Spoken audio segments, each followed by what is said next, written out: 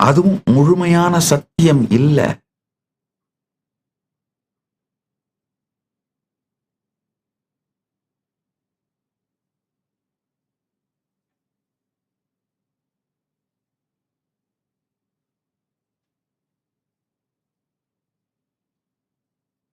ஆழ்ந்து புரிந்து கொள்ளுங்கள்.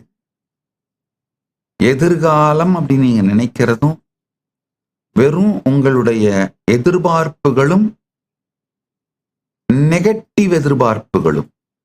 நெகட்டிவ் எதிர்பார்ப்பு தான் பயங்கள், பாசிட்டிவான பயங்கள் தான் எதிர்பார்ப்புகள். பாசிட்டிவா உங்களுக்கு தேவையான ஒண்ணு நடக்கணும்னு நினைச்சா அது எதிர்பார்ப்பு. எதிர்காலத்துல உங்களுக்கு தேவையில்லாத ஒண்ணு நடந்துருமோன்னு நினைச்சா அது பயம். இந்த பயங்கள், எதிர்பார்ப்புகள், இந்த இரண்டின் தொகுப்பையும் நீங்கள் நிகழ்காலத்தில் தான் அனுபவிக்கின்றீர்கள். எதிர்காலம்னு ஒண்ணு கிடையாது.